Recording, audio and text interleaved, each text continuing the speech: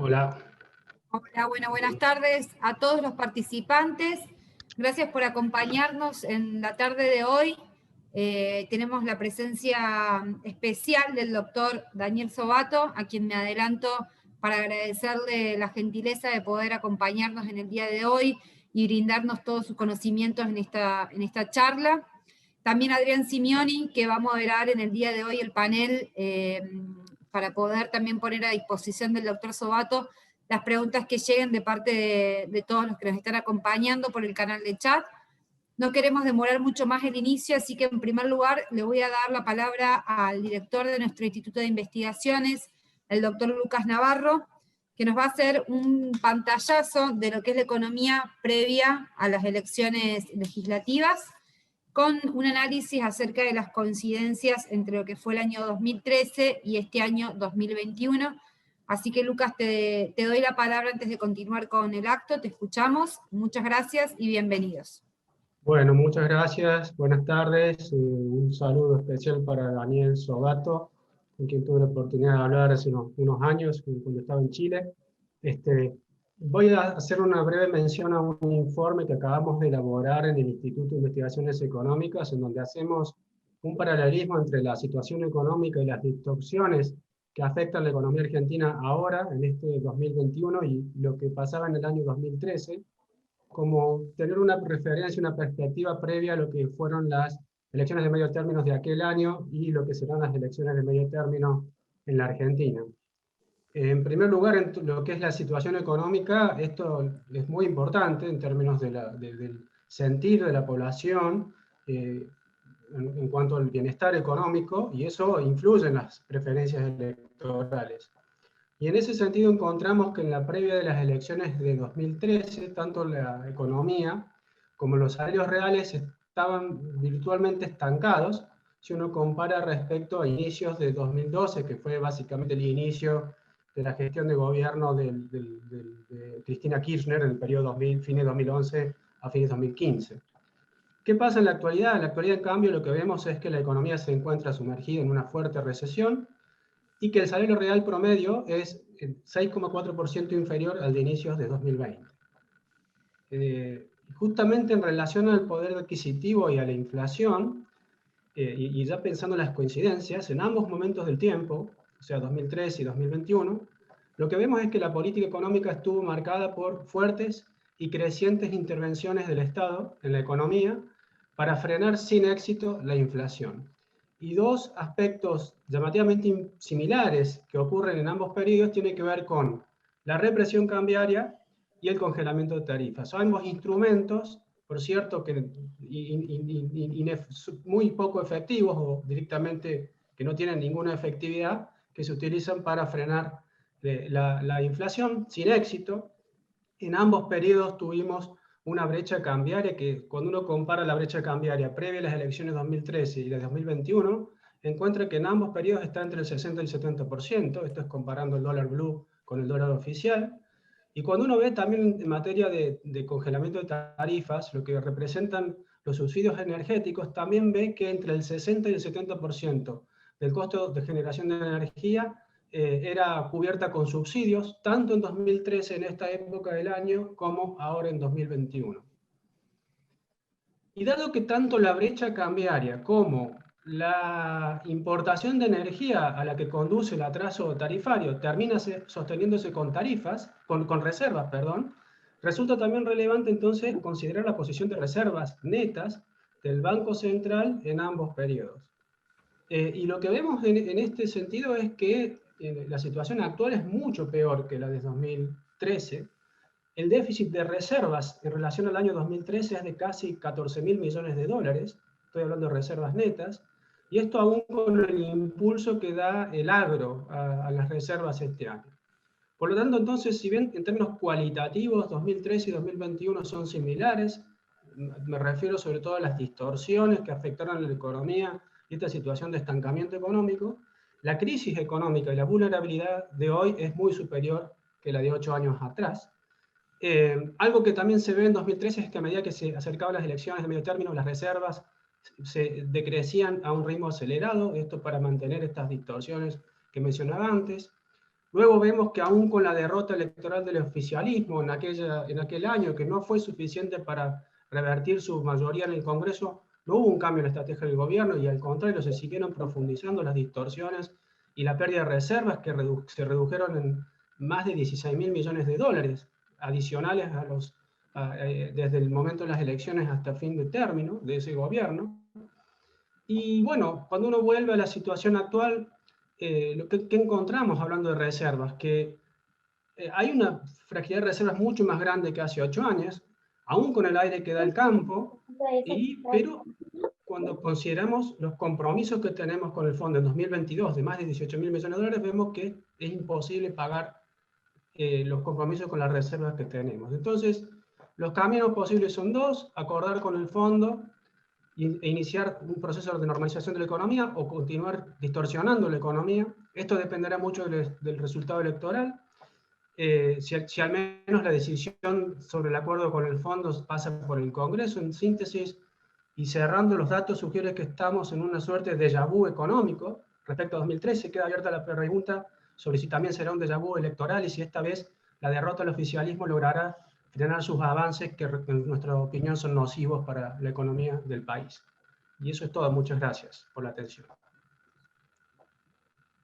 Gracias, Lucas, por tu presentación sobre la economía del país. Quiero dar la palabra entonces ahora al presidente de la Bolsa, contador Manuel Tagle, para que pueda dar su mensaje institucional. Manuel, adelante, por favor, lo escuchamos. Bueno, gracias, Josefina. Gracias, doctor Sobato, por su presencia, que nos honra hoy día para escuchar su análisis latinoamericano y global. Como le dije recién antes de comenzar, va a enriquecer a todos los que participamos en este acontecimiento de la Bolsa. Gracias también a Adrián por ayudar a moderar este ciclo que tenemos nosotros en la Bolsa. Bueno, yo simplemente ajustarme rápidamente al tiempo, ya que, como dice el doctor Sobato, no queremos competir con un partido de fútbol que va a ser dentro de un rato. Tenemos que ser lo más rápidos posibles.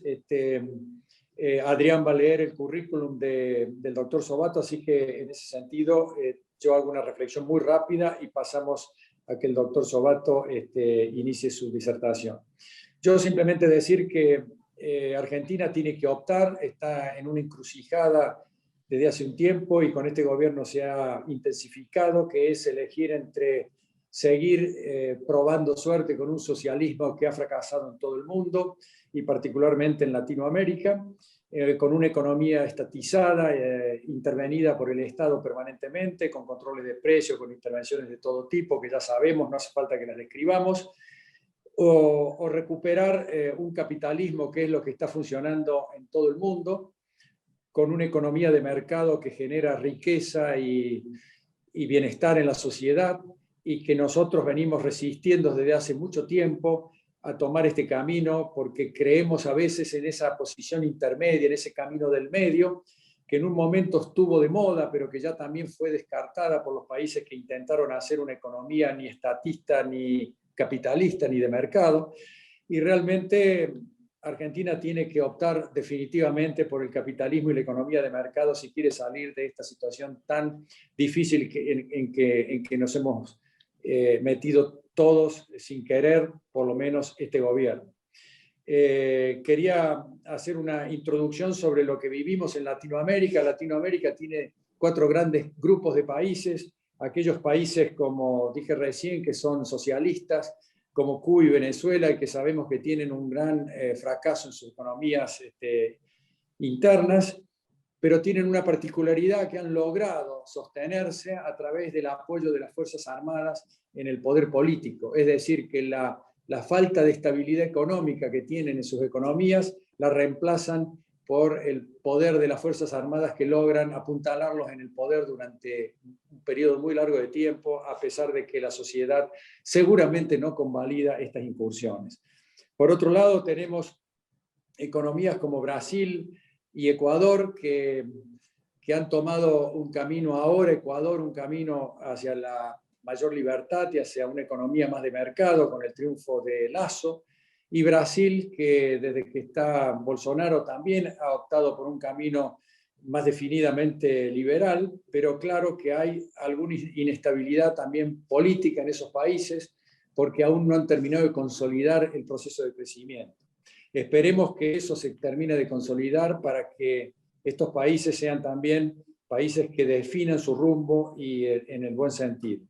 Por otra parte, tenemos a Chile y Colombia, que son países que sí eligieron un camino de economía de mercado pujante y que generó prosperidad económica, pero que están sometidos a una inestabilidad social muy sugestiva en este momento, indudablemente que tiene condimentos internos, pero también tiene condimentos externos que están influyendo para que esos países tengan cierta inestabilidad política, a pesar de que tienen estabilidad económica. Bueno, y por último tenemos países como Uruguay y Paraguay que han logrado un equilibrio tanto económico como político y que están realmente generando un gran progreso en sus economías y que nosotros deberíamos mirar hacia qué rumbo queremos orientarnos, pero definitivamente la economía de mercado es nuestro horizonte, nuestro objetivo final al cual tenemos que encaminarnos en algún momento cuando la sensatez vuelva a apoderarse de nuestra clase dirigente y recapaciten sobre el daño que le hacen al país postergando este alineamiento racional. Doctor Sobato, le vamos a ceder a usted la palabra. Adrián, sé que vos vas a leer el currículum del doctor Sobato y adelante, está todo en tus manos. Muchas gracias. Bueno, perfecto, muchísimas gracias. El doctor Daniel Sobato es muy conocido entre nosotros en Córdoba, en América Latina, en Argentina, por supuesto, pero por las dudas, si alguien no lo sabe, es director regional de IDEA Internacional para América Latina y el Caribe, doctor en Derecho Internacional y doctor en Gobierno y Administración Pública, en ambos casos por la Universidad Complutense de Madrid. Ha integrado distintas organizaciones internacionales, nacionales, como consultor, como académica, es analista, columnista de periódicos, lo hemos escuchado y visto y leído muchísimo, conferencista internacional, autor de más de 100 artículos sobre elecciones, democracia, gobernabilidad y de 40 libros. Bueno, tenemos en nuestra audiencia hoy, pese al fútbol y demás, a personas muy reconocidas, por ejemplo, como José Antonio Ocampo, ex ministro de Economía de Colombia. Y bueno, yo no les agradezco a todos la participación, yo no quiero perder más tiempo, me muero de ganas de escucharlo, Sobato, hablar sobre todo lo que está pasando en América Latina, los procesos políticos y electorales que estamos viendo, que a veces estamos tan encerrados en nuestro ombligo, en nuestro pupo, que no podemos ver lo que pasa un poquito más allá de nuestro país. Daniel, por favor, adelante usted. Gracias. Muchísimas gracias. Buenas tardes a todas y todos. En primer lugar, un agradecimiento muy especial a las autoridades de la Bolsa de Comercio de Córdoba, a través de su presidente, el contador Manuel Tagle, y todo su equipo. Un saludo muy especial a Adrián, un verdadero placer poder compartir esta conversación a través de su moderación, y obviamente un saludo muy especial a todos quienes hoy nos acompañan vía Zoom. Les prometo que a las 6 de la tarde, hora de Argentina en punto, ponemos finalización a esta charla para que cada uno vaya a ver el partido. Obviamente en un país futbolero como Argentina sería un acto de absoluta irracionalidad querer competir en una charla entre América Latina y el fútbol. Así que a lo que vinimos. He organizado mi exposición en torno a 7 puntos. Voy a empezar con una muy rápida mirada a través de la ventana internacional. Voy a bajar a lo que está pasando en la región, en América Latina. Voy a poner foco en la agenda muy desafiante y desbordada que tiene el año 2021, con una multiplicidad de demandas después de este annus horribilis que fue el año 2020. Voy a bajar al tema del estado de la democracia en América Latina, pincelazos gruesos porque no tenemos demasiado tiempo.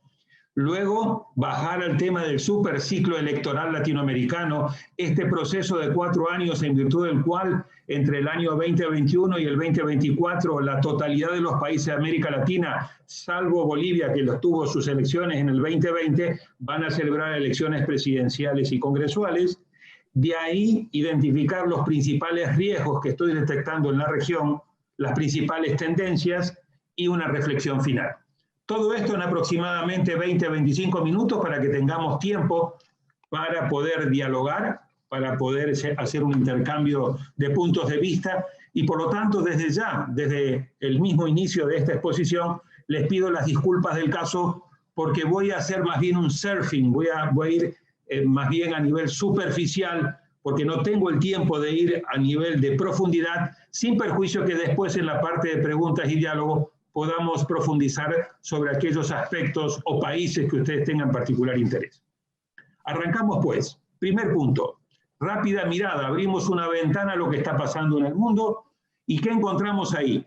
Encontramos que efectivamente estamos ante una época de cambios, pero fundamentalmente quiero subrayar, estamos ante un cambio de época, un cambio mayúsculo de época. Acá estamos frente a un cambio muy grande, muy profundo, que está realmente transformando el escenario internacional, pero no solamente el escenario internacional, sino que está obligando a repensar nuestros paradigmas en torno a la democracia, en torno al capitalismo, en torno a la globalización, en torno a la cuarta revolución industrial, en torno a la digitalización, cambio climático, cybercrime, etcétera, etcétera. Es decir, estamos ante un verdadero cambio muy profundo de época.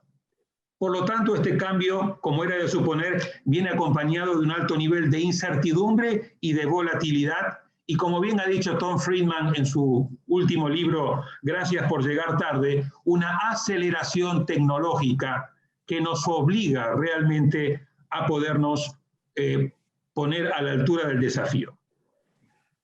Se ha vuelto imposible decir imposible, porque hemos terminado, como bien apunta Moisés Naim, normalizando lo excepcional. Es decir, aquellas cosas que nos parecían totalmente excepcionales, hoy están teniendo lugar, las hemos ido normalizando. Y vivimos al minuto, este me parece que es un aspecto importante. Vivimos permanentemente en cambio. Les doy un ejemplo. ¿Qué iba a pasar con la recuperación económica? Prácticamente todas las semanas tenemos un nuevo pronóstico, que va desde más pesimista a más optimista y que luego vuelve más pesimista y luego más optimista dependiendo del minuto, dependiendo de lo que pase, dependiendo de si la pandemia puede llegar a presentar o no un nuevo desafío. Es decir, esto es lo que realmente tenemos que tomar en cuenta y requiere, por lo tanto, que tengamos la capacidad de poder leer de manera más adecuada estos cambios tan acelerados que ocurren, pero también nos obliga a poder enfrentar esta nueva realidad con más resiliencia, con más flexibilidad y con más adaptabilidad. Acá hay que aplicar la teoría de la evolución de Darwin para el tema social. El que no se adapte independientemente de su tamaño no va a sobrevivir en esta coyuntura. Vean tan solo los cambios profundísimos que han ocurrido en la lista de las top empresas más importantes en los últimos 10-15 años. Y ustedes van a ver de que estamos ante una transformación y una reconfiguración muy importante. Todos estos cambios vienen acompañados no solamente por un reacomodamiento geoeconómico, sino también por un reacomodamiento geopolítico mayúsculo, en el cual tenemos en un nuevo escenario internacional esto que Ian Bremmer de Eurasia Group ha denominado el G2, es decir, la pugna entre Estados Unidos y China en un nuevo tipo de guerra fría que tiene, obviamente, muchas diferencias respecto de la vieja Guerra Fría, aquella que había enfrentado a Estados Unidos y a Rusia, y que hoy está fundamentalmente centrada en muchos planos, pero de manera particular en el tema de la tecnología, en el tema de la inteligencia artificial. Ahí es donde se está disputando en gran medida el liderazgo de los próximos años, y eso es lo que de una manera u otra está empujando, está presionando fuertemente a nuestra región que puede verse atrapada como una suerte de sándwich, teniendo que optar entre o Estados Unidos o China, por ejemplo, en materia de 5G, para darles tan solo un ejemplo, y que requiere de parte de América Latina poder como región articular una propuesta de reposicionamiento en este nuevo escenario internacional que tenga que ver realmente con la multipertenencia, como el presidente Ricardo Lagos de Chile ha venido señalando. Estamos entonces además enfrentando una agenda muy cargada de viejos problemas, pero también de nuevos desafíos, y muchos de estos desafíos claramente tienen una característica. Por un lado, no son desafíos que van a poder ser resueltos por los países individualmente, requieren de la cooperación internacional, pero ahí encontramos un nuevo desafío, el tema del debilitamiento del multilateralismo y de todo lo que ha sido la arquitectura institucional creada después de la Segunda Guerra Mundial entre 1945 a la fecha, que hoy está haciendo agua y que necesita ser revitalizada. Y por el otro lado, muchos de estos problemas, muchos de estos desafíos, por ejemplo, el tema del cambio climático, son desafíos de naturaleza intergeneracional. Es decir, aquí a la hora de dar respuesta no podemos pensar únicamente en nuestra generación, sino que tenemos que pensar en problemas y desafíos que tienen una naturaleza intergeneracional. ¿Cómo se traduce esta nueva realidad en el plano regional? Agarra a América Latina muy mal parada. América Latina venía ya en una situación muy compleja, venía con una situación desde el punto de vista económico de una fuerte desaceleración en los últimos 5 años previo a la llegada de la pandemia. Había empezado la década del 2010 con muchas expectativas. Ustedes recuerdan la carta que el presidente del Banco Interamericano de Desarrollo de aquella época, Luis Alberto Moreno, había enviado al Financial Times en julio del 2010, donde decía "Welcome to the Latin American Decade". ¿Por qué? Porque en aquel momento América Latina había sobrevivido a la crisis financiera del 2008 del 2009, estaba creciendo a tasas del 5 y del 6%, y todo hacía pensar que la década del 2010 iba a ser finalmente la década de América Latina. Esa década no fue, no estuvimos a la altura de las expectativas, se comenzó a desinflar cuando acabó el ciclo del superciclo de las materias primas, 2014 en adelante, 5 años de crecimiento a la baja. El último año, 2019, previo a la llegada de la pandemia, habíamos crecido tan solo el 0.1%, y como bien dice José Antonio Campo, a quien le agradezco de manera especial que nos honre con su presencia, ya prácticamente con los años que vamos a perder con la de la pandemia, tenemos otra década perdida en América Latina, además de la del 1980 en términos económicos. Todo esto fue agravado con la llegada de la pandemia nos agarró muy mal parados, muy mal preparados, generó desde el punto de vista sanitario un verdadero tsunami. América Latina es de las regiones que con tan solo el 8% de la población del mundo ha sufrido un porcentaje 2, 3, 4 veces por encima de lo que representa en términos de población mundial, en términos de contagios y en términos de muertes. Ha tenido un golpe durísimo en lo económico, una caída de alrededor de entre el 7.5 y 7.7 de caída del PIB regional en materia económica, un aumento muy importante en materia de pobreza, 22, 25 millones de nuevos pobres, un aumento de la desigualdad, un aumento de la informalidad, millones de puestos destruidos, sobre todo de la microempresa y de la mediana empresa, es decir, generó un ambiente muy complejo en esta suerte de crisis múltiple en términos de cascada.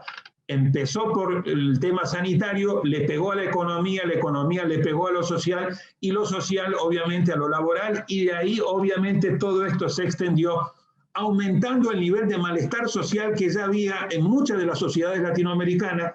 Ustedes tienen que recordar que en el segundo semestre del año 2019, allá por los meses de septiembre, octubre, noviembre, vimos un serpenteo en la región de protestas sociales. Arrancaron en Haití, pasaron por Honduras, bajaron a Ecuador, bajaron a Colombia, bajaron a Perú, bajaron a Colombia e hicieron epicentro en Chile. El modelo que tenía la región con ese estallido social del 18-19 de octubre del año 2019.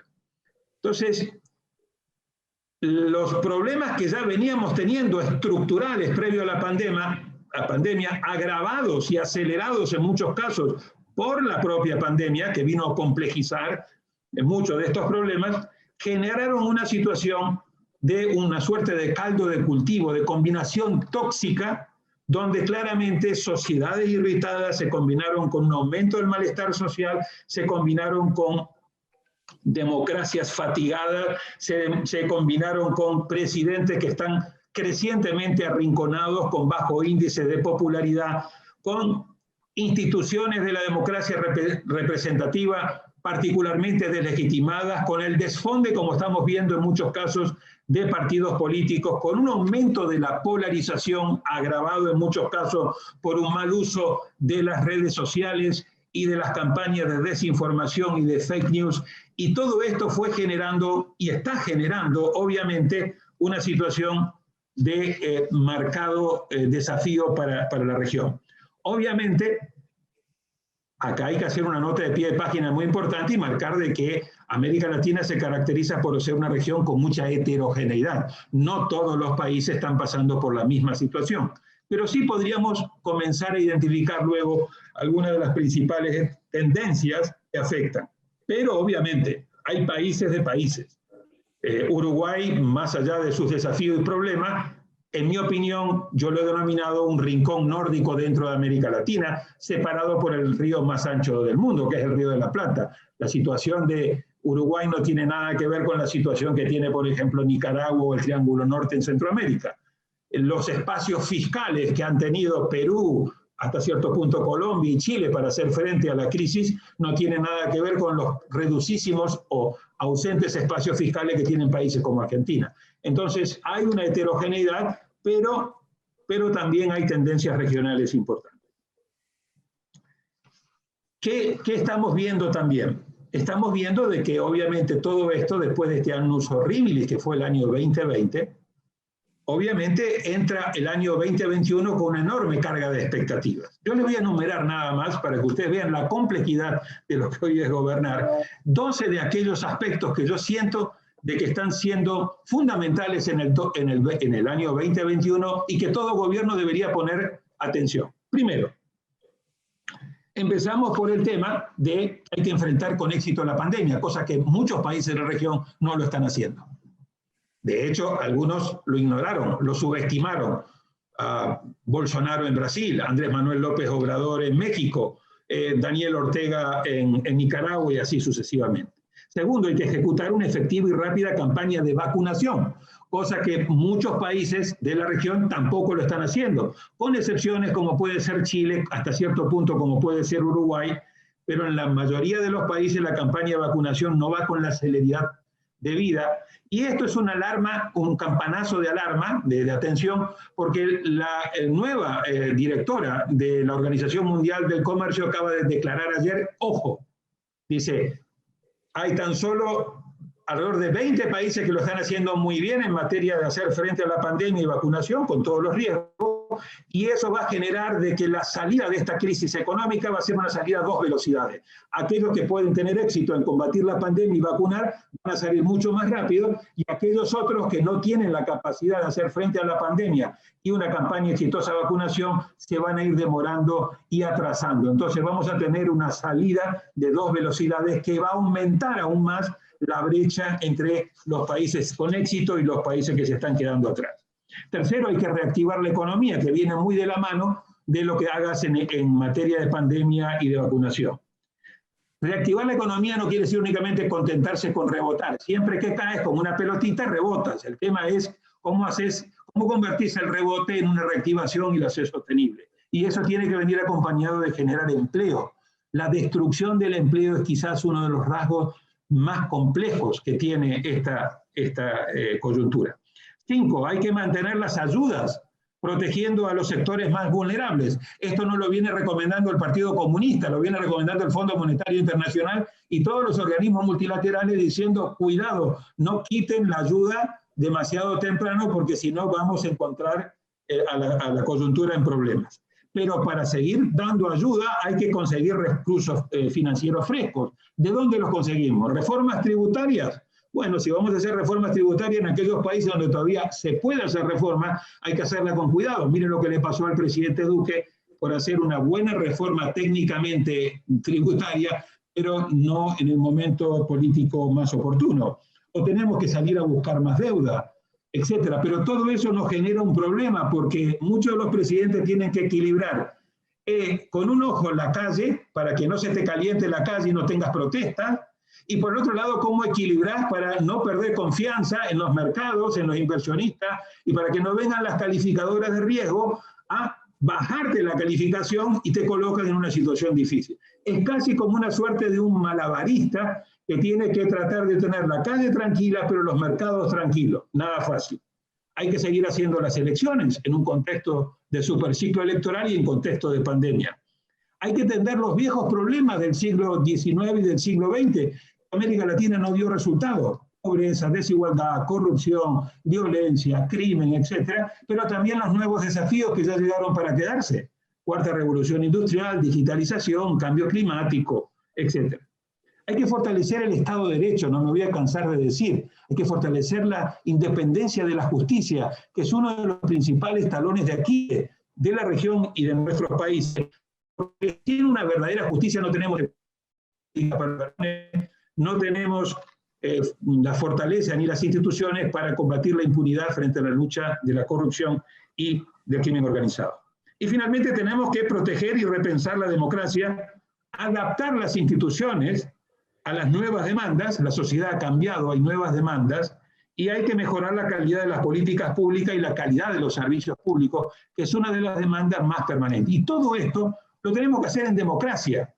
En democracia. Acá no hay un top-down, aquí no hay una fórmula a la coreana con el general Park en su momento, o una manera de hacerlo a nivel de Singapur. Esto hay que hacerlo en democracia con un objetivo fundamental. Hay que evitar que el malestar en la democracia se convierta en malestar con la democracia. Vuelvo a reiterar esta frase.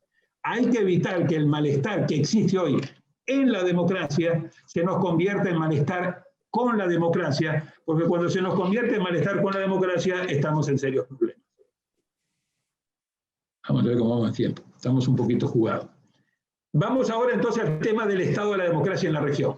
Bueno, la democracia en la región viene teniendo los mismos desafíos que la democracia viene enfrentando a nivel global. Después de una muy buena tercera ola democrática, en los términos del profesor Huntington, donde a partir del año 74, 75 en el mundo, 78, 79 en América Latina, la ola autoritaria comenzó a ceder a una ola democrática, comenzó a encontrar hacia unos 10 años, 12 años, como una suerte de estancamiento, y en los últimos años comenzó a encontrar lo que en inglés se llama el backsliding, o sea, deterioro, retroceso, y este deterioro y retroceso se está agudizando porque en este contexto de pandemia ha aumentado de manera muy peligrosa la autocratización en el mundo. Según el proyecto VDEM, de Varieties of Democracy, de Estocolmo, el 68% de la población vive en regímenes autocráticos y tan solo un tercio vive en regímenes democráticos. Y niveles más o menos similares de alerta anuncian Freedom House, anuncia el índice sobre calidad de la democracia de la unidad de inteligencia de The Economist y anuncian nuestros propios informes que elaboramos en Idea Internacional. Esta situación de marcado deterioro, de amenaza, como dice Freedom House, una democracia que está under siege, bajo amenaza, es claramente algo que hemos visto y que se ha profundizado durante los últimos 18 meses, 17 meses en el contexto de pandemia, porque la pandemia le ha permitido a varios presidentes de la región, con la excusa de combatir la pandemia, acumular cada vez más poder en el Ejecutivo, debilitando la división de poderes y avanzando a una suerte de hiperpresidencialismo. También han ido debilitando los mecanismos de control y eso ha generado escándalos nuevos de corrupción en contexto de pandemia, abusos de vacunatorios VIP que estamos viendo en varios países de la región, un deterioro del Estado de Derecho, un aumento del tema de las restricciones para el ejercicio de los derechos políticos con la excusa de que hay que estar en la casa, o sea, lograron desmovilizar en muchos casos muchas de las protestas, y así como mandaron a la gente a cuarentena, también mandaron a las protestas a cuarentena sin resolver los problemas. Ha habido un uso y un abuso muy importante para restringir la libertad de expresión, que es una de las más sacrificadas en estos años, limitando y complicando mucho la labor del periodismo. Es decir, hemos visto un sinnúmero de tendencias muy negativas, variando en cuanto a los países, y uno de los más preocupantes fue que frente al resurgimiento de las protestas sociales, lo que se ha querido hacer es criminalizar la protesta, sacando las Fuerzas Armadas para poder ponerle fin a esas protestas, y eso ha generado en muchos países una violación muy importante de derechos humanos. Así que tenemos un cuadro preocupante que cuando vemos lo que está pasando a nivel de la región en términos de calidad de la democracia, The Economist, por ejemplo, los clasifica en 4 categorías de países. Democracias plenas, democracias imperfectas, regímenes híbridos, es decir, no son democracias, pero tampoco autoritarismo pleno y autoritarismo. Arriba, democracias plenas, hay 3, de acuerdo a The Economist, 2020. Uruguay siempre ahí, Costa Rica y Chile, que entra y sale de esa categoría. Abajo están siempre los mismos, Cuba, Venezuela y cada vez más Nicaragua. En el medio, democracias imperfectas, hay 9 países de la región, uno de ellos Argentina, el otro México, el otro Colombia, el otro Ecuador, etc. Y en la categoría de regímenes híbridos hay 5. Los 3 países del Triángulo Norte de Centroamérica, Guatemala, Honduras y El Salvador, y 2 países de la región de América del Sur, Paraguay y sobre todo Bolivia. Es decir, tenemos un cuadro bastante heterogéneo, donde si tenemos que seleccionar países que han visto un mayor deterioro en su situación, encontramos a El Salvador, que es el país que pasó de ser una democracia imperfecta a un régimen híbrido, debido al creciente autoritarismo del presidente Bukele, más allá de su popularidad, hoy es el presidente más popular, con más de 85% de apoyo. El deterioro alarmante que está teniendo la situación en Nicaragua, con la cacería que está haciendo de manera represiva el presidente Ortega en los últimos días, ha puesto preso a más de 12 opositores, 4 precandidatos presidenciales que le podían disputar sus elecciones en noviembre, y obviamente la situación más allá tradicional de Cuba, la situación que no encuentra salida, que es la situación de Venezuela. Sobre esto podemos luego profundizar. Es en este contexto que tiene lugar el superciclo electoral, un superciclo electoral que, como dijimos, en tan solo 4 años va a tener 17 elecciones presidenciales, 5 este año. Arrancó Ecuador, le siguió Perú, y al final del año van a tener elecciones presidenciales, todas en noviembre. Arranca Nicaragua, le sigue Chile y Honduras. En el 2022 va a haber 3 elecciones presidenciales, Colombia, Brasil y Costa Rica. En el 2023 va a haber otras 3 países con elecciones presidenciales, Argentina, Paraguay y Guatemala, y al final del superciclo 2024 tenemos 6 países que son los restantes, México, Venezuela, El Salvador, Panamá, República Dominicana y Uruguay. Como ustedes ven, hay un gran nivel. Entonces, es en este contexto donde a su vez en los próximos 16, 17 meses, las 6 principales economías de la región van a ir a elecciones. Ya fue Perú, y podemos después analizarlo a profundidad porque ese país amerita un análisis a profundidad. A fin de año, como dijimos, este año va a ir Chile. El año que viene vamos a tener otras 2 elecciones presidenciales de la mayor importancia, son Brasil y Colombia. O sea, tenemos 4 elecciones presidenciales de la mayor importancia, Chile, Perú, Colombia, Brasil, 3 de los 4 países más importantes de Alianza del Pacífico, más Brasil, y tenemos 2 elecciones este año de medio periodo, una que acaba de ocurrir el 6 de junio, medio periodo y elecciones en 15 de los 32 estados en México, y una elección también de medio periodo en noviembre en Argentina.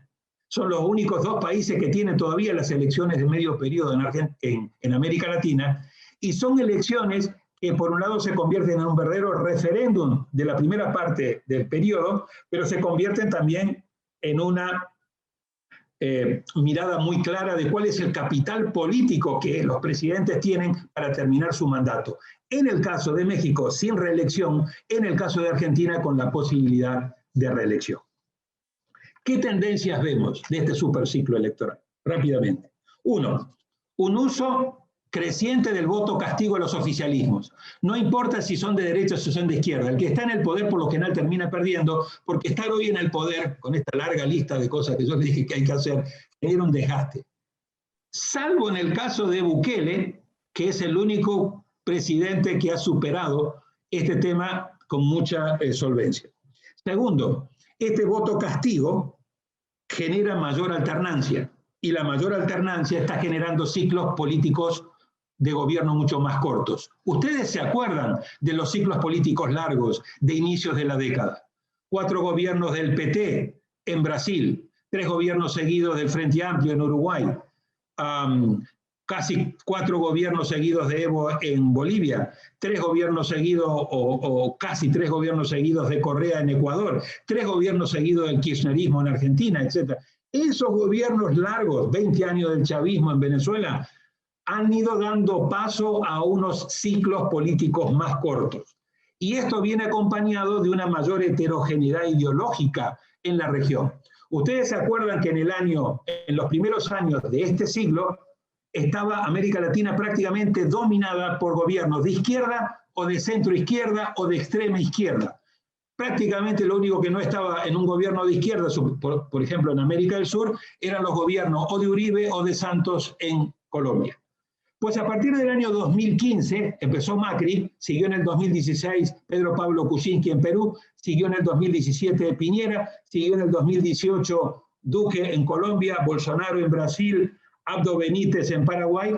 Esta presencia de gobiernos de izquierda y centro izquierda fue dando lugar a gobiernos de derecha y de centro derecha, sobre todo en América del Sur. Y ahí se pensó que habíamos reemplazado los ciclos largos de izquierda y de centro izquierda por ciclos largos de derecha y centro derecha. Y fíjense en ustedes cómo comenzaron a revertirse. ¿Ok? Entonces, en estos últimos años, del 2019 a la fecha, lo que estamos viendo es una mayor heterogeneidad. Ha habido 5 elecciones. En Uruguay y en Ecuador ganó el centro derecha, Luis Lacalle Pou y Guillermo Lasso. En Argentina, en Bolivia y en Perú, todo pareciera indicar gana la izquierda. Es decir, tienes un mayor nivel de heterogeneidad, pero pareciera ser de que con tendencia al regreso de gobiernos de izquierda, si se confirman. Petro va ganando en las encuestas en Colombia, si bien hace falta todavía mucho tiempo. Lula le está ganando en las encuestas a Bolsonaro, si todavía falta aún mucho más tiempo. Pero pareciera ser de que volvemos a una suerte de heterogeneidad, pero con predominancia de izquierda en el caso de América del Sur. Estamos viendo altos niveles de polarización y de fragmentación. 18 candidatos a presidente en Perú, por ejemplo, con un nivel de segunda vuelta muy polarizada, que después cuesta muchísimo poder volver a calmar a las sociedades para poder gobernar. Estamos viendo la necesidad de ir a segundas vueltas para ganar la presidencia, pero los congresos quedan integrados en primera vuelta, por lo tanto muchos de estos presidentes que llegan no tienen mayoría en sus congresos. Es el caso de Lasso en Ecuador, será el caso de Castillo en Perú, etc. Eso los obliga a hacer alianzas y coaliciones en un sistema presidencial que no realmente genera las condiciones propias. Y por el otro lado, estamos viendo, como decía, obviamente un incremento exponencial del uso de las redes sociales y de las campañas de contaminación informativa y de fake news que realmente complican muchísimo el ambiente político. Para ir ya cerrando, ¿cuáles son los principales riesgos que yo identifico en este contexto tan complejo que tiene la región? Primero, la incapacidad de algunos gobiernos de no poder dar respuesta eficaz y oportuna a la pandemia y a las campañas de vacunación. Y si eso es así, además del problema sanitario, lo que estamos viendo es obviamente una situación que va a repercutir muy negativamente en el tema de la recuperación económica. 2, un aumento del riesgo político. Es decir, cuando combinamos malestar ciudadano con un contexto económico-social adverso, con un superciclo electoral, lo que estamos viendo es que se abren las oportunidades para la llegada de más populismo, más autoritarismo, más outsiders, y todo esto sabemos de que por lo general termina mal. Tercero, el regreso de las protestas violentas. ¿Por qué? Porque en muchos casos no se han solucionado las causas que la habían gatillado en el 2019, en el 2020 las mandamos a cuarentena y ahora están surgiendo. Quizás el caso más dramático actual es el caso de Colombia, donde después de 6 semanas no han podido encontrar todavía una salida negociada a esta situación. Por el contrario, en el caso de Chile, que después lo podemos analizar, Chile logró encauzar institucionalmente la protesta social y avanzar en un proceso de reforma constitucional. Cuarto peligro muy importante, el cambio en las reglas de juego. Hay una gran demanda de renegociar los contratos sociales y en varios países está habiendo una demanda de cambiar las constituciones. Chile, Perú, Panamá, etc. Esto va a traer obviamente cambios de reglas de juego y en muchos casos cambios muy abruptos de las reglas de juego en materia de inversión, propiedad privada, etc., que están generando un alto grado de incertidumbre, eventualmente de fuga de capitales y de no llegada de más inversión extranjera. 5. Mayor demanda del Estado y aumento consecuente del gasto social. Es decir, en gran medida, en varios de los países estamos viendo una demanda por más Estado, más gasto social, y esto tiene que ver, bueno, cómo lo financiamos. En países donde ya hay una situación de endeudamiento muy alto y de déficit fiscales. Crisis de gobernanza, que acompaña todo esto, y obviamente lo que hemos hablado, un debilitamiento del Estado de Derecho, una politización de la justicia y una judicialización de la política con todas las consecuencias negativas que todo tiene. Por lo tanto, cierro acá, ¿qué hacer en este contexto tan complejo? Lo primero, tomar conciencia de la gravedad, de la complejidad en la que vivimos. Aquí no cabe el tema de business as usual, aquí no cabe el tema de que vamos a regresar a la vieja normalidad, aquí hay que tener plena conciencia del momento de este cambio de época con todas las consecuencias y tener la capacidad de ver con un ojo los desafíos y amenazas, pero con el otro ver también las oportunidades que se abren. Porque esta crisis trae tanto desafíos y amenazas, pero también oportunidades. Segundo, el tema de la complejidad de la situación, el tamaño de los desafíos no debe llevarnos a un pesimismo paralizante. Nos tiene, por el contrario, que ser conscientes de los riesgos de las amenazas, pero obligarnos a encontrar, como decía Hirschman, poner el foco en lo posible antes que en lo probable. Muy probablemente nos va a ir mal, por eso enfoquémonos en lo posible. ¿Qué podemos hacer para que, pese a que las circunstancias son muy adversas, podamos ir encontrando salidas? Y en esto me parece que es muy importante las tendencias que la pandemia ha acelerado y que si las sabemos aprovechar, la región puede sacar provecho. 1, la digitalización. 2, el tema del cambio climático. 3, el tema del nearshoring. O sea, muchas de las empresas que estaban en China y en otros países, muy probablemente por la desconfianza que se ha generado, van a ser reubicadas, y ese nearshoring, muy probablemente países como México, pero también países como América Latina, si se saben posicionar, pueden sacar ventajas importantes. ¿Cuáles pueden ser los spoilers de esta situación que no nos permiten aprovechar? La falta de vacunas, no enfrentar adecuadamente la pandemia, una pandemia y un virus que viene mutando de manera acelerada, y a su vez el tema de no actuar de manera inteligente como región para la búsqueda de financiamiento, porque en muchos de nuestros países el tema del financiamiento, no soy economista, pero sí quiero poner este tema sobre la mesa, el tema de cómo conseguir financiamiento como región. ¿Qué hay que hacer también? Hay que sintonizar con las sociedades, con las nuevas demandas. Es una sociedad nueva que ha cambiado, y hay nuevas demandas, y por lo tanto las respuestas que tiene que haber tienen que sintonizar. No alcanza con saber escuchar, hay que empatizar. Subrayo, empatizar, porque en estas crisis que están muy presentes en muchos países hay mucho de emocionalidad. Lo racional es necesario, condicio sine qua non, condición necesaria pero no suficiente. Hay que saber empatizar y por eso la política, en mi opinión, tiene que hacer 5 cosas. Tiene que bajar el nivel de polarización.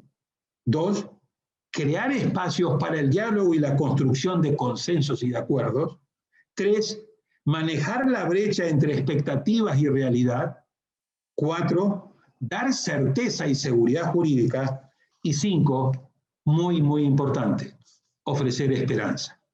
Y ser conscientes de que de estas crisis no salimos solos. Ningún país se salva solo. Y por eso el tema de recuperar la integración regional y la cooperación regional, que hoy está polarizada y paralizada, y recuperar un esquema de multilateralismo, donde la región de América Latina pueda tener presencia y pueda hablar con una sola voz en defensa de sus intereses, es absolutamente una prioridad.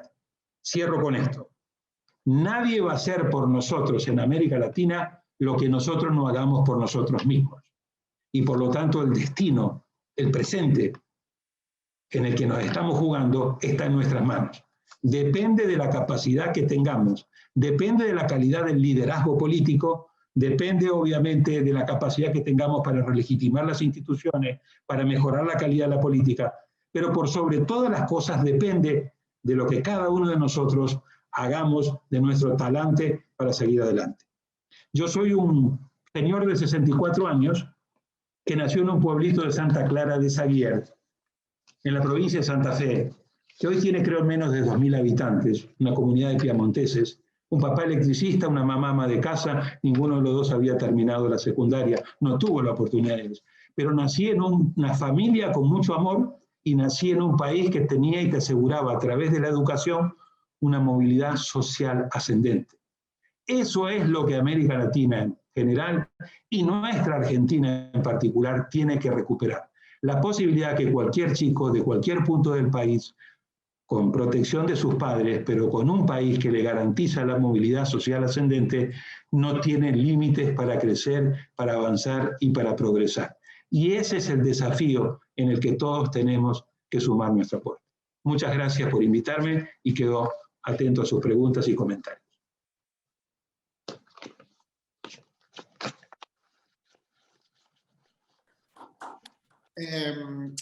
Voy a ir rapidito para aprovechar el tiempo que tenemos con las preguntas que han hecho algunos asistentes. Uno, ¿cómo ve, Daniel, usted el futuro inmediato, más o menos en Perú? ¿Cómo está la situación ahí? Tormenta perfecta, Adrián. Tormenta perfecta porque Perú viene muy mal, con mucha inestabilidad, 4 presidentes en los últimos 5 años, 2 congresos, una campaña extremadamente fragmentada en la primera vuelta, con un Congreso que queda integrado en la primera vuelta con 10 fuerzas políticas, una segunda vuelta a muerte en términos ideológicos, hiperpolarizada, con 2 candidatos o sea, anti-Fujimori, anti-Castillo, con mucho miedo de que si llega Fujimori vuelve la dictadura, si llega Castillo llega el comunismo, con un resultado estrechísimo, alrededor de 40.000 votos va a ser la diferencia, está siendo en este momento, con una apelación para generar una cadena de nulidades que yo creo que no va a prosperar, y por lo tanto quien gane no va a tener el reconocimiento de la otra parte porque ya Keiko Fujimori ha denunciado que le han hecho fraude, y obviamente quien gane no va a tener mayoría propia en ese Congreso, va a tener que hacer una coalición para comenzar a tratar de darle cierta gobernabilidad. El desafío de la gobernabilidad es central, y obviamente en un contexto donde hay un nivel de expectativas muy altas, gane Keiko, gane Castillo, y la necesidad de generar una suerte de acuerdo mínimo, primero para transitar de esta semana, cuando ya estén los resultados finales, al 28 de julio, que es cuando va a asumir el nuevo presidente, y después para los próximos 5 años, y para evitar de que Perú en los próximos 5 años vuelva a tener otros 4 presidentes y vuelva a tener otros 2 congresos, tomando en cuenta que todos los expresidentes que están vivos actualmente en Perú están todos procesados, enjuiciados. Uno se suicidó, Alan García, por los temas de corrupción, y el otro está prófugo y detenido, Alejandro Toledo, en Estados Unidos. Entonces, el pronóstico es muy, muy preocupante y va a requerir de mucha cabeza fría y de mucha capacidad para poder articular las alianzas necesarias que le permitan cierta viabilidad. A eso agregarle una situación económica muy compleja, una situación sanitaria. Perú es de los países con mayor nivel de muertes por COVID-19. Entonces, es una situación claramente de tormenta perfecta. Aprovecho para saludar a Carlos Jornet, director de La Voz del Interior, y leo su pregunta. Usted, Daniel, mencionó el mal uso de las redes sociales como parte de esta combinación tóxica para la región, su mal uso fomentado por gobiernos de izquierda o de derecha, junto con embestidas a la prensa, calificación de los medios como enemigo del pueblo y demás, ¿no? Dice Carlos, se da así la paradoja de que las mismas redes que alentaron la democracia son usados por líderes autocráticos para debilitar a la democracia. Pregunta, ¿cómo enfrentar el dilema? Saludo a Carlos, siempre un placer, hace rato que no nos vemos. Hola Carlos, y a su vez agradecerle su pregunta. Mire, las redes sociales son una espada de doble filo.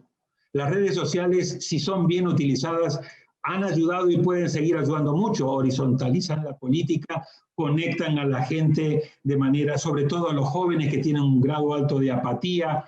Es decir, hay un sinnúmero de aspectos muy positivos que las redes sociales, adecuadamente utilizadas, contribuyen al tema de la política y la democracia. Pero cuando son mal utilizadas, y frecuentemente lo son, entonces están generando todas estas aspectos negativos, externalidades negativas que tienen que ver con campañas de información tóxica, fake news, etcétera, que lo estamos viendo en muchas de estas campañas electorales recientes. Quizá la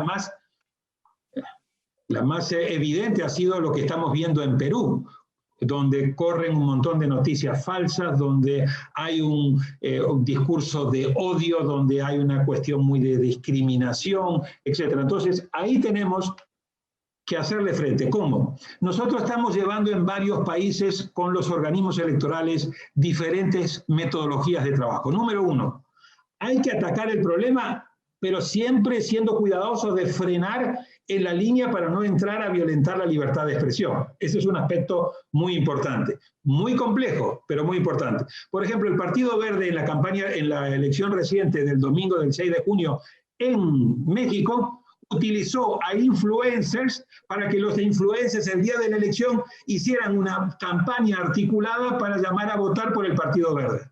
Entonces, el partido no violentó ninguna norma, ninguna regla, pero hizo un uso indebido de los influencers.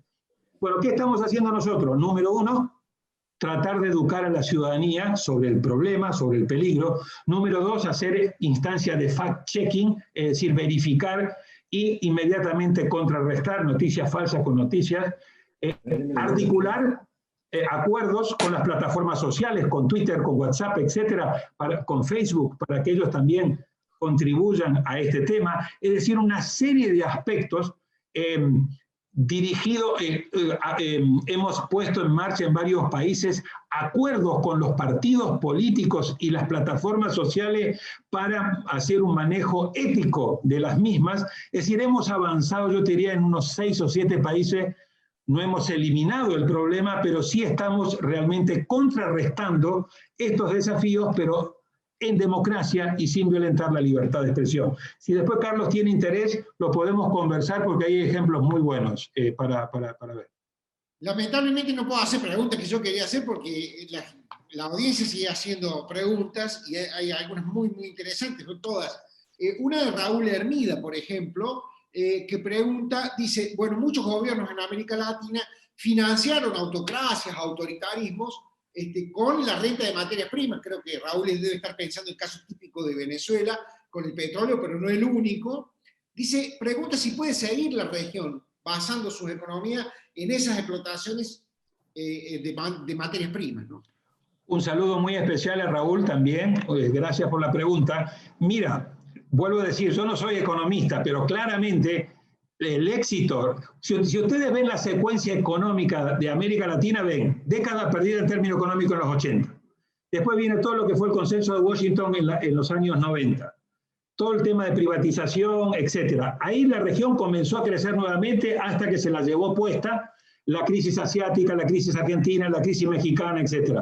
Del 98 al 2002, más o menos 2003, tuvimos una media década perdida porque la crisis de estos países hicieron caer el crecimiento. Cuando estábamos en el suelo, vino el boom de las materias primas particularmente traccionado por China y sobre todo en América del Sur. Y a partir de ahí tuvimos una década gloriosa hasta el año 2014 de alto crecimiento económico, solamente interrumpida por la crisis financiera del año 2008-2009.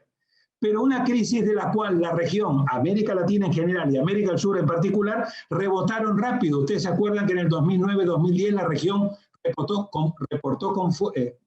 con fuerza, y ahí fue cuando Luis Alberto Moreno escribió esa carta que yo les comentaba diciendo Welcome to the Latin American Decade. Esa era la década.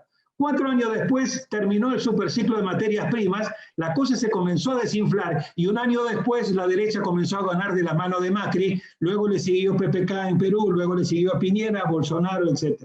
Es decir, tenemos este nivel de volatilidad, es como un electrocardiograma de enorme volatilidad que depende de lo que pase en el contexto externo, fundamentalmente, y que depende mucho de los precios de materias primas. Ahora, sí es cierto que para el año 2028 China se convierte en la primera economía y para eso tiene que aumentar, casi que duplicar el valor de su economía. Ya estamos viendo que hay de nuevo aparentemente un inicio de un nuevo superciclo de materias primas. El cobre está en 4.70, el petróleo está en 70, la soja llegó a tener precios muy altos. Entonces pareciera ser, el acero, etcétera, pareciera ser de que China va a traccionar, sobre todo en América del Sur, al menos por unos años más, se supone, un nuevo alza de precios de materias primas, y a su vez Estados Unidos, que va a crecer este año supuestamente el 8%, está traccionando fuerte a México y Centroamérica y Caribe, y sobre todo por el tema de remesas. Nunca hubo tantas remesas aún en plena crisis por la cantidad de dinero que Estados Unidos inyectó. Así que la región está teniendo, por un lado, una situación de mucha complejidad, pero por otro lado ciertos vientos que se pueden llegar a complicar porque en la medida que la economía se recaliente, sobre todo Estados Unidos va a generar inflación y eso va a hacer aumentar las tasas de interés y en contexto de alto endeudamiento podríamos tener otra crisis de deuda. Así que ahí es donde se está debatiendo, pero claramente no vamos a tener las billeteras gordas que gozaron muchos de los gobiernos de izquierda y de centro izquierda, con el cual pudieron hacer las políticas durante los años, la primera década y media de este siglo.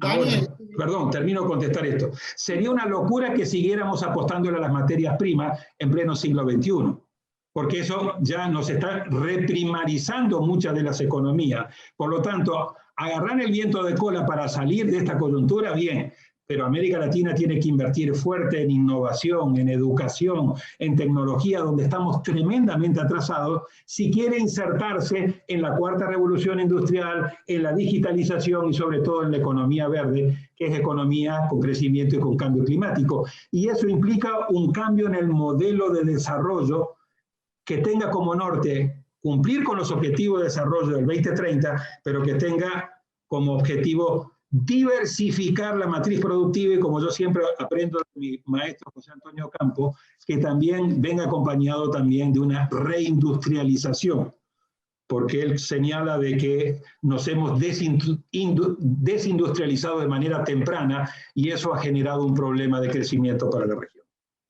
Daniel, tengo una última pregunta de un colega suyo, de Daniel Sapsay, constitucionalista, está también con nosotros, y pregunta ¿qué importancia le da usted a las sociedades civiles en nuestros países, en particular en la Argentina, por ejemplo, la que se expresó a través de los banderazos y otros acontecimientos que permitieron hacer frente a muchas iniciativas del oficialismo? ¿Cómo evalúa usted eso?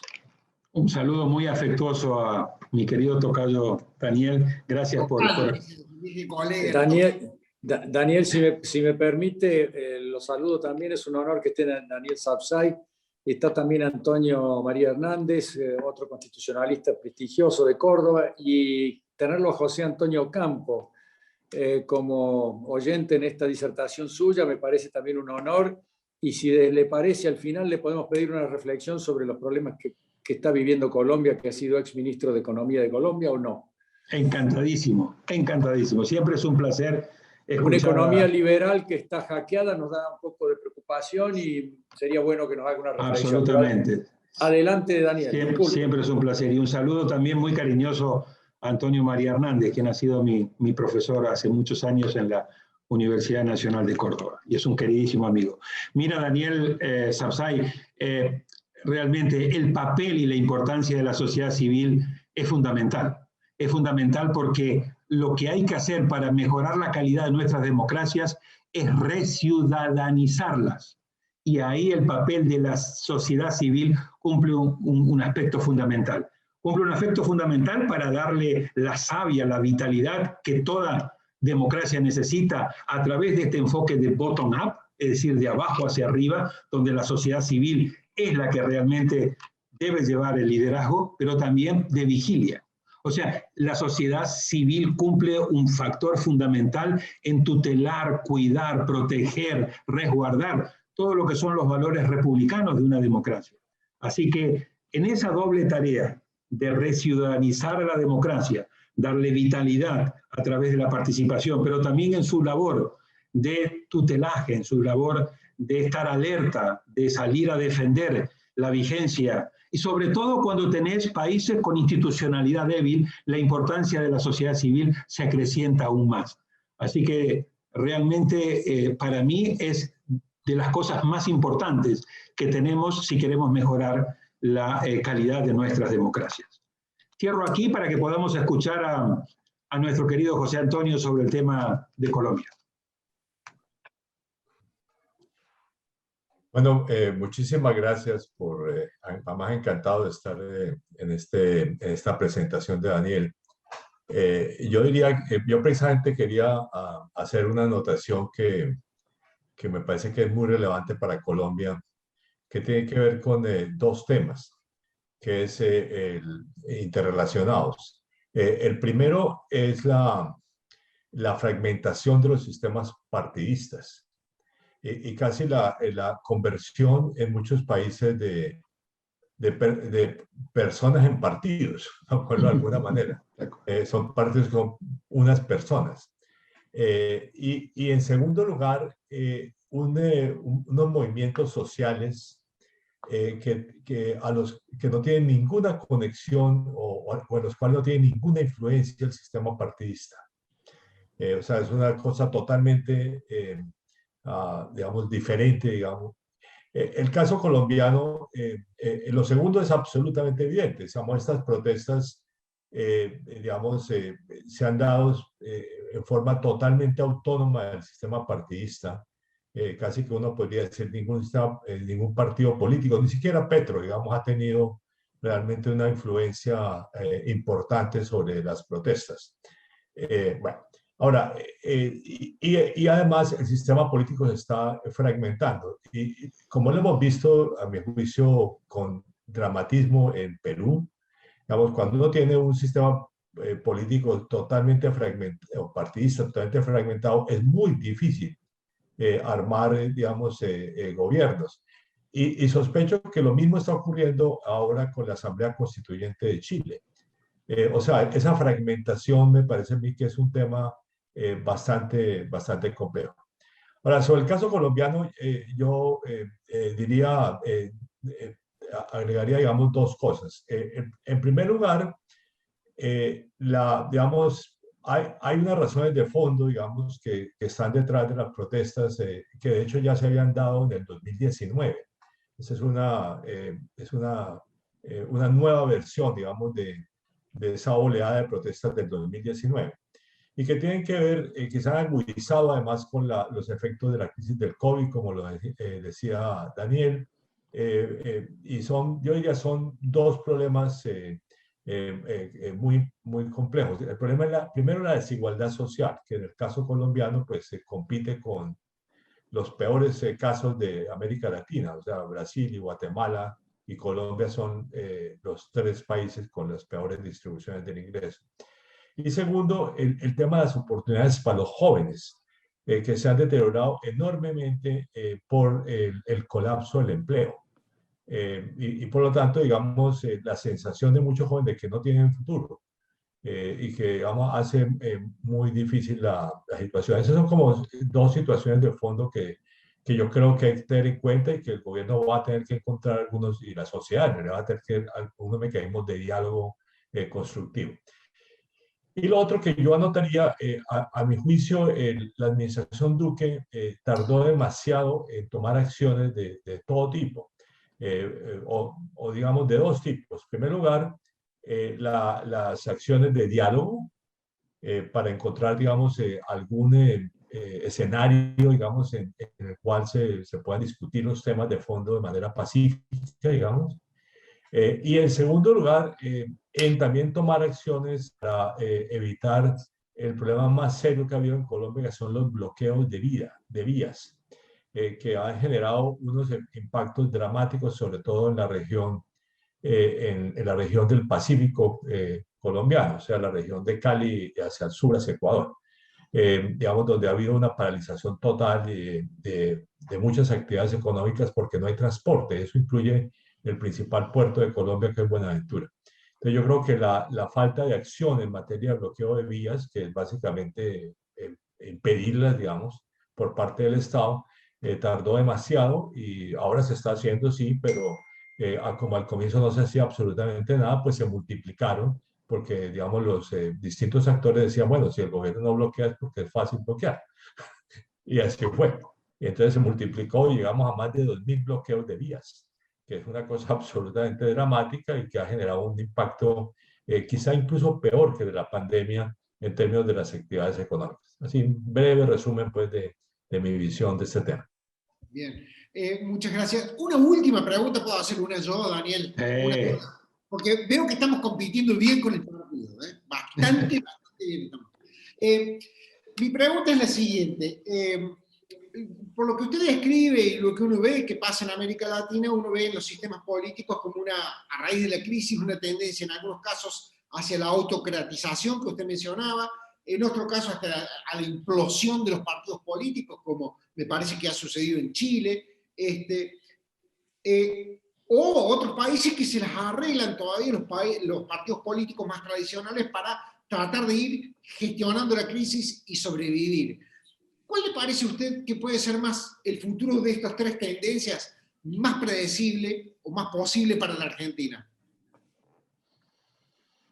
Mira, en primer lugar, rescatando las observaciones siempre tan pertinentes de José Antonio, acá hay que poner atención, y me voy a extender un poquito en esto para dar respuesta a tu pregunta. Hay que poner atención de que los modelos que teníamos en América Latina, hacia el cual uno debía ir, han entrado en crisis. Y esos modelos era, cada vez que nosotros hablábamos de América Latina y decíamos, mira, pero la región está mal, etc., decían, pero hay 3 países que las cosas están andando relativamente bien. Buen crecimiento, disminución de la pobreza, cierta estabilidad, manejo macroeconómico, independencia del manejo macroeconómico, del manejo político. Es más, en Perú se decía, la política puede ir muy mal, pero la economía eran cuerdas separadas. ¿Ok? Y el modelo quizás más exquisito era el de Chile, era el cual uno podía aspirar basado en el consenso, el diálogo, la amistad cívica, etc. Esos 3 países hoy están en profunda crisis, pero el problema es que no tenés un referente, porque lo que yo llamo los países anclas, todos están pasando por situaciones, o sea, vos tenés en el norte a Andrés Manuel López Obrador con México, que no es necesariamente un modelo al cual vos puedas ir. Y después podríamos haber analizado qué pasó en las elecciones del 6 de junio que llevaron a un reequilibrio de poder entre el Congreso y Andrés Manuel. Después vas a la región andina y tenés los 3 países en crisis. Tenés Venezuela hace rato, pero ahora tenés a Perú y tenés a Colombia, los países más grandes, o sea, los países anclas de la región andina están en crisis. Bajás al sur y tenés los 3 países en crisis. Brasil, con su situación muy compleja, Argentina, que no le voy a explicar a ustedes, y Chile también. Entonces, cuando vos tenés esta situación de una región que no encuentra pie, y además hay una demanda que atraviesa esto, hay que renegociar los contratos sociales. Esa es una demanda que está instalada en todos los países. Hay que atacar de frente el problema de la desigualdad, que es un tema central. Hay que dar respuestas nuevas a demandas nuevas, sobre todo, como decía José Antonio, al tema de los jóvenes y también al tema de las mujeres, que son grandes protagonistas de muchos de estos movimientos. Y por el otro lado, no alcanza en algunos países con renegociar los contratos sociales, tenés que renegociar las constituciones. Caso Chile quizás el más emblemático. Entonces, el tema aquí es, ¿qué alternativa va a generar la oposición en Argentina? Porque si Argentina, la oposición, de cara a las elecciones de noviembre, viene con la propuesta del viejo modelo, no va a encontrar mucha aceptación, porque en términos económicos, ese es un modelo que está siendo repensado en los 3 países. ¿Me explico? Sobre todo en Chile y sobre todo en Colombia. ¿Ok? No basta con que la economía te vaya bien, la estadística te vaya bien, el spreadsheet te vaya bien, el Excel te dé bien, el crecimiento, sino que tienen que venir, por eso yo digo, además hay un alto nivel de emocionalidad y de conectar. Lo otro es conectar con la ciudadanía. Lo acaba de decir Piñera cuando perdió ahora de nuevo las elecciones. Ahora, hace unas semanas. Dijo, no sintonizamos bien con la ciudadanía. No solamente la derecha, sino los otros partidos de la exconcertación que hicieron la transición.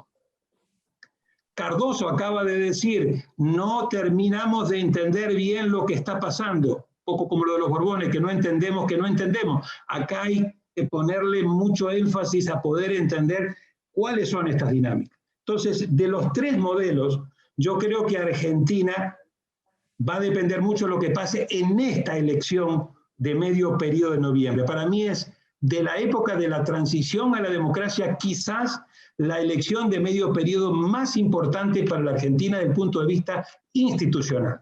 Porque si la oposición hace una buena elección y logra reequilibrar poder frente al Ejecutivo, creo que se pueden abrir las posibilidades de A, abrir espacios para el diálogo, o B, más confrontación. Los 2 escenarios están abiertos. Yo de momento no veo la posibilidad en Argentina, similar a lo que ha ocurrido en otros países, de figuras de outsiders o de un discurso totalmente anti-establishment. Creo que al menos todavía esta elección de noviembre y la que viene, 2021, la 2023, va a estar jugada en torno a una suerte como de coaliciones, ¿ok? Y yo creo que ahí va a depender mucho de la capacidad que tenga la oposición actual de armar una coalición lo suficientemente amplia que no quede atrapada únicamente en Macri y sus aliados y el radicalismo. Creo que tienen que buscar ampliar en una coalición más amplia, y eso lo estamos viendo en varios países, incluido México, que antes funcionaba en una lógica de PRI, PRD y PAN, y que ahora básicamente esta elección hubo en 2 coaliciones, la coalición oficialista y la coalición de oposición.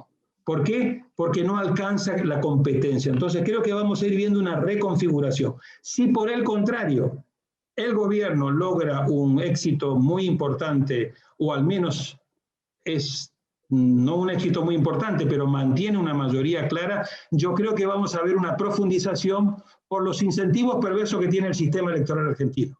Vos terminás de tener una elección y tenés otra elección a 24 meses. Y entonces, en realidad, el día después de la elección de noviembre ya se está pensando si me reelijo o no me reelijo. Yo creo que Argentina tiene que pensar seriamente en quitar la elección de medio periodo, porque son ciclos, si no políticos, muy cortos, que permanentemente te hacen estar en un stop and go y realmente no te permiten desarrollar una política. Y por el otro lado, lo que estamos viendo en América Latina es el desfonde de los partidos políticos. Hay que ver cómo recreamos, cómo relegitimamos, cómo volvemos a generar unos partidos y un sistema de partidos que le dé cierto nivel de funcionamiento institucional a la democracia, porque de lo contrario, no digo necesariamente los mismos partidos, pueden ser nuevos partidos, pero tiene que estar institucionalizado. Esa es la virtud de Chile de momento. Logró canalizar institucionalmente el estallido social a través de un acuerdo de partidos. Se viene mucha incertidumbre, pero se está tratando de encauzar la protesta social dentro de las instituciones, con un altísimo nivel de incertidumbre, y cierro con esto porque no hay otra experiencia en el mundo donde vos vas a estar elaborando una constitución y al mismo tiempo eligiendo un nuevo presidente y un nuevo Congreso en noviembre, que asume en marzo del 2022 presidente y Congreso mientras se sigue redactando la Constitución. Que va a gobernar ese presidente y ese Congreso con la vieja Constitución hasta que en agosto o septiembre del 2022 haya un nuevo referéndum para ver si la ciudadanía aprueba la nueva Constitución. Si aprueba la nueva Constitución, este presidente y Congreso electo con la vieja Constitución va a tener que gobernar con la nueva Constitución. Y esto genera mínimo 18 meses o un poco más de marcada incertidumbre en estos dos procesos paralelos que van a ir avanzando en el caso de Chile. Bien. Estimado Adrián, no sé si tenés algo más, pero yo querría hacerle una preguntita final a Daniel y una reflexión o una preguntita final.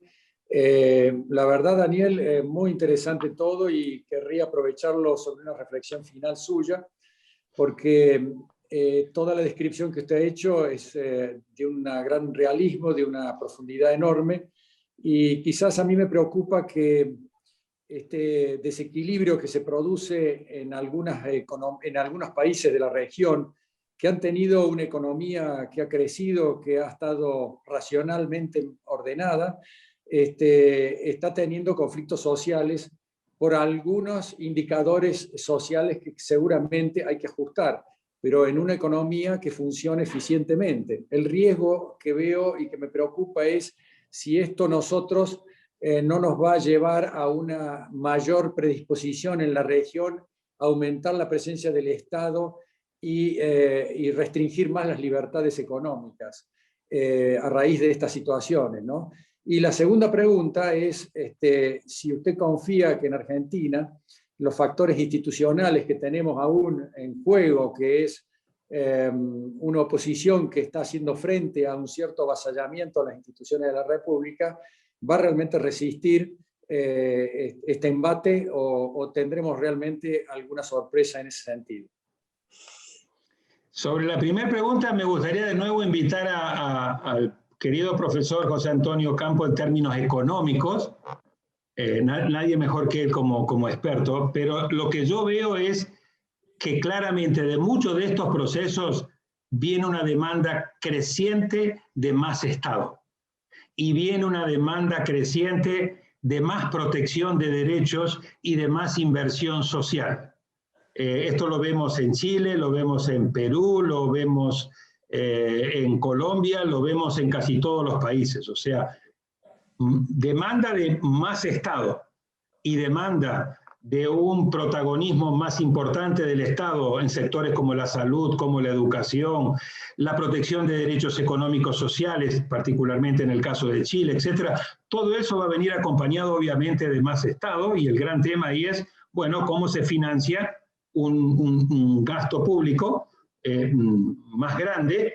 ¿Bajo qué mecanismos? Hay países que tienen más espacio fiscal, hay países que pueden aumentar su carga tributaria, hay países que están todavía en el 19, 20, 21, 22, 23% del PIB, pueden ir fácilmente al 30, 30 y algo, si es que a su vez eso se acompaña con buenas políticas públicas, con calidad de servicios y además con mucha transparencia y rendición de cuentas para que no haya corrupción. Es decir, a mí me parece que un modelo de más Estado, pero de un Estado moderno, estratégico, acompañado de buenas políticas públicas para buscar sociedades con mayor cohesión social y con menor desigualdad, es hacia donde debemos ir. Lo que pasa es que eso hay que pagarlo, y para pagarlo hay que crecer y tener productividad. Pero es un modelo que el propio presidente Biden, en su discurso de los primeros 100 días, ha dicho: por aquí tenemos que ir ayudando. Entonces, eso no tiene nada que... ¿Sí? Pero preservando las libertades económicas. Absolutamente. Para que se genere la riqueza que necesitamos para hacer lo que usted acaba de decir. Absolutamente. Por eso digo, para poder financiar un buen Estado, un Estado moderno, además muchas de las alianzas públicas privadas, mucho trabajo de un Estado que acompaña al sector privado, que invierte fuertemente en educación, en investigación y desarrollo, para generar las condiciones de competencia, etc. Yo creo que una alianza estratégica no es ese Estado adiposo, Estado que trata de socavar las libertades económicas, etc. Y con buenos marcos regulatorios, en el buen sentido de la palabra.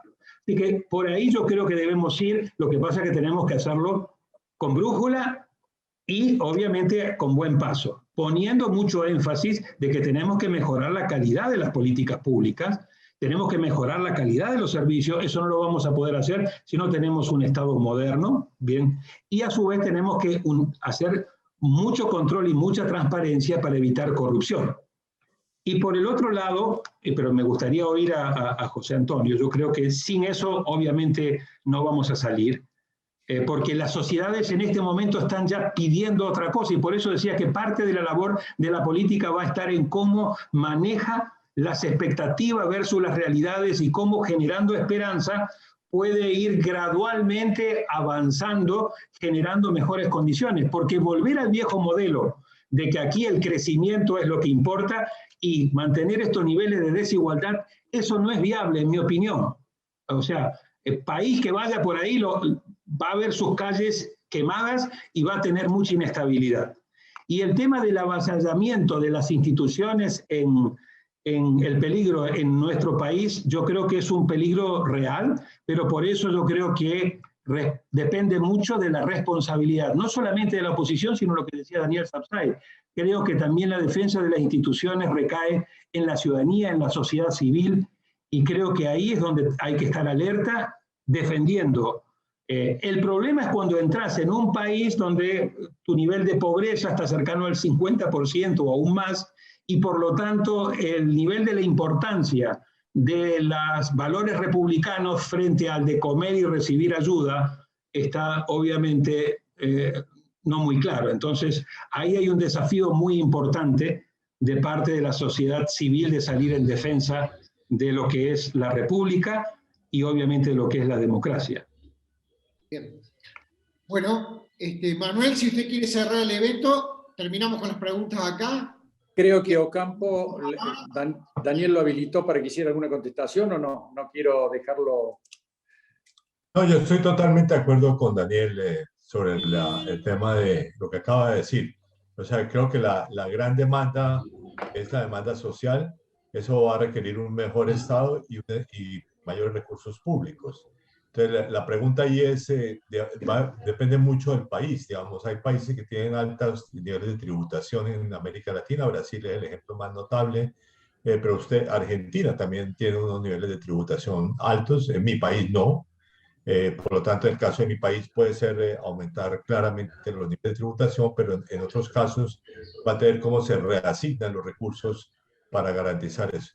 Y dos retos adicionales importantes, uno que mencionó Daniel en la exposición, que es el tema de digamos, del desarrollo productivo y con ciencia y tecnología, y por lo tanto que también va a requerir unos recursos públicos adicionales, porque América Latina tiene unos niveles vergonzosos de inversión en ciencia y tecnología, comparado, digamos, con el promedio de la OCDE. Y el otro, que es el cambio climático y cómo vamos a contribuir a combatir el cambio climático, que es el otro gran tema internacional que además fue resaltado especialmente durante la pandemia. Bueno, nada más. Muchas gracias. Gracias, doctor. Con ustedes Gracias, doctor Ocampo. Muchas gracias. Bueno, saludo también al doctor Jornet, que está acompañándonos, que es un honor.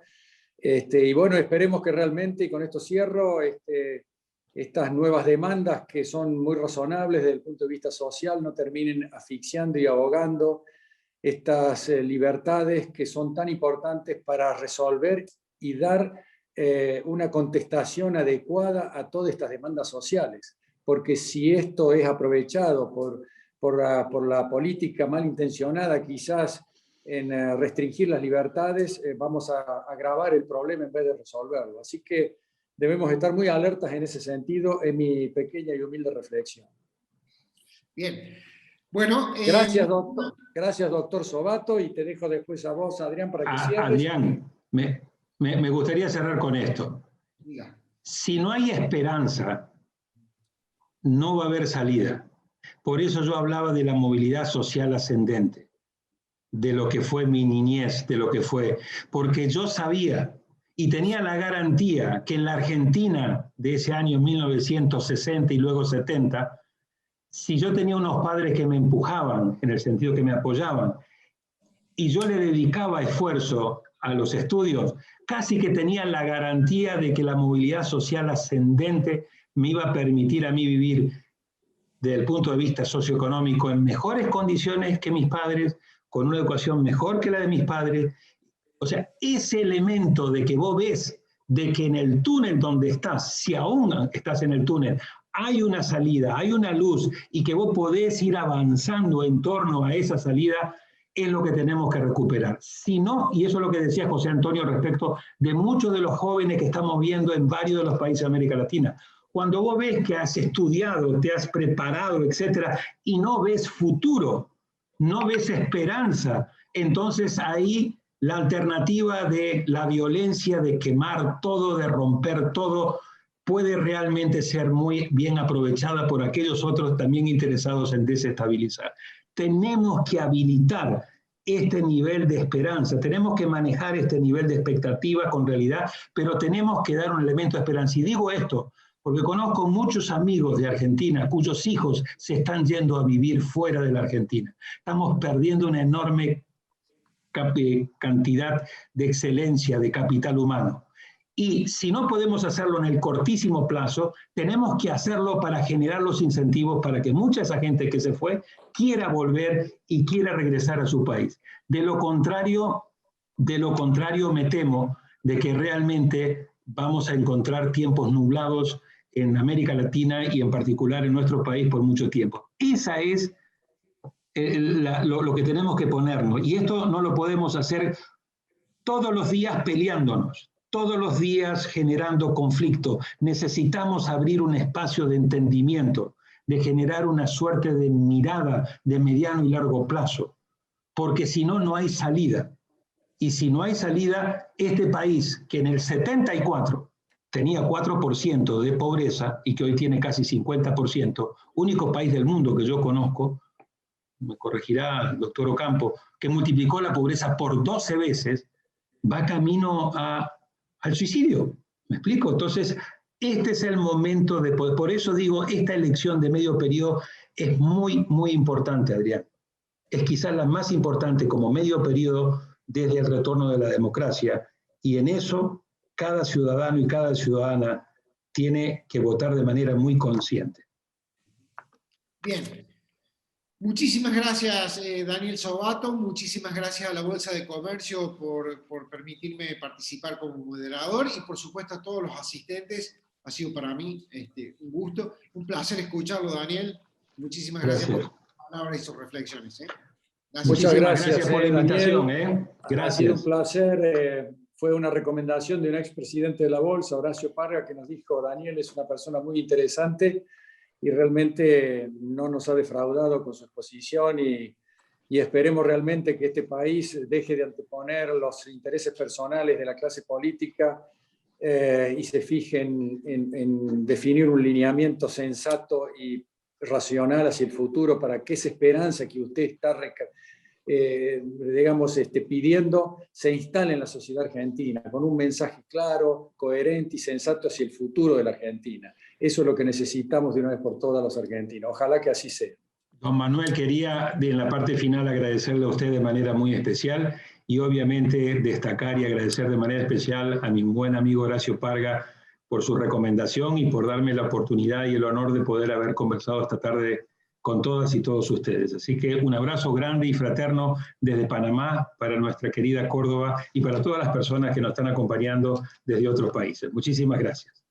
Gracias, doctor. Gracias, Ocampo. Muchas gracias a todos los que estuvieron hoy, que hemos disfrutado este evento. Muchas gracias. Adiós.